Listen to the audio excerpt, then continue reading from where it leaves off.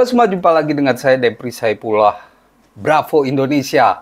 Akhirnya kita berhasil menang lagi.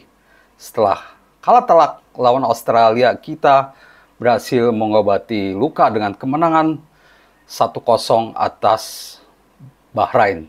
1 gol dari Ole Romeni sudah cukup untuk mendekatkan kita atau menjaga peluang timnas Indonesia lolos ke Piala Dunia. Saat ini kondisi kita makin dekat ke tiket playoff. Jadi saat ini dengan kemenangan 1-0 kita masih berada di posisi 4. Sayang sekali ya, kita makin jauh untuk posisi 2 karena kita sudah terpaut 4 poin dari Australia yang di waktu yang sama menang 2-0 lawan China.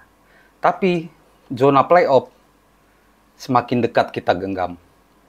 Kemenangan tipis ini juga memperlihatkan banyak perkembangan di timnas Indonesia dibandingkan laga pertama. Patrick Kluivert dan staf benar-benar mengevaluasi kesalahan mereka di laga pertama. 2 kesalahan ada di laga pertama, yaitu pemilihan pemain yang tidak tepat dan juga cara bermain atau formasi. Tapi menurut saya hal utama yang menjadi penyebab kekalahan yaitu pemilihan pemain yang tidak tepat. Di laga melawan Bahrain, dengan pemilihan pemain yang tepat, dengan formasi 3-4-2-1, kita bisa meredam Bahrain dengan baik. Kita bisa main lebih sabar. Pertahanan kita lebih kokoh. Lawan kesulitan untuk menembus pertahanan kita. Jadi pemilihan pemain yang tepat ini menjadi kunci di kemenangan timnas Indonesia lawan Bahrain, di mana kembalinya Justin Hubner dan Ragnar Orotmangun berpengaruh, dan yang paling krusial yaitu Joey Pelupessy. Kita kupas bagaimana pengaruh pemain-pemain ini. Patrick Kluivert kembali memainkan formasi yang menurut saya inilah formasi yang harus dipertahankan atau winning team timnas Indonesia, di mana 3 back J. Ijes, Rizky Ridho, dan Justin Hubner menjadi pilihan utama. Plus Joey Pelupessy dan Ragnar juga. Ole Romeni apalagi, dia semakin menegaskan posisinya di lini depan. Pertama-tama di lini belakang. Lini belakang, trio ini, Rizky, dan Justin Hubner benar-benar kompak. Mereka main total gitu. Benar-benar serius, benar-benar minim kesalahan. Dan ditambah dengan adanya Joey Pelupessy, dia benar-benar seorang gelandang bertahan. Adanya Joey membuat tugas Tom Haye lebih enak.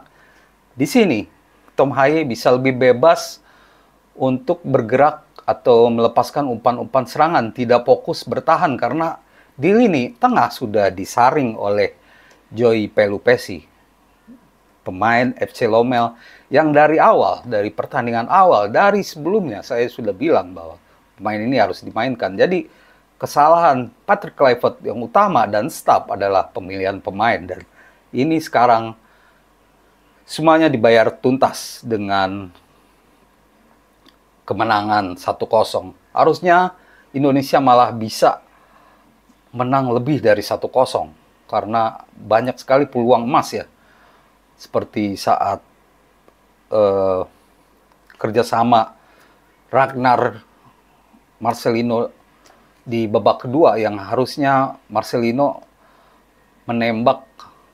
langsung menembak ya, harusnya mengumpan kepada Ole Romeni yang posisinya kosong. Lalu ada juga momen di mana Eliano Renders yang baru masuk nyaris memanfaatkan peluang dari Ricky Kambuaya. Ini salah satu kemajuan juga. Jadi ada beberapa peluang, harusnya kita menang 3-0 di pertandingan ini. Tapi menang tetaplah menang. Kita menunjukkan perkembangan kita, memperbaiki kesalahan, karena inilah yang diinginkan oleh timnas Indonesia. Perkembangan lain yaitu man management atau pengaturan pemain dari Patrick Kluivert tampak sangat baik ya. Di sini saya melihat bahwa Patrick Kluivert memberi kesempatan seluruh pemain untuk tampil. Bahkan Ricky Kambuaya yang boleh bilang tidak pernah tampil lagi ya sejak di putaran 3 ya, di era Sintayong kembali tampil dan dia langsung menunjukkan kualitasnya. Ini menunjukkan bahwa Patrick Kluivert punya banyak pilihan di lini tengah. Saat pemain inti kelelahan, dia masih punya pemain-pemain lain.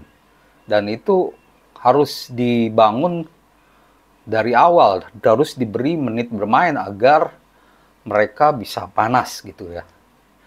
Namun untuk formasi utama ya formasi starter yang diturunkan di pertandingan lawan Bahrain.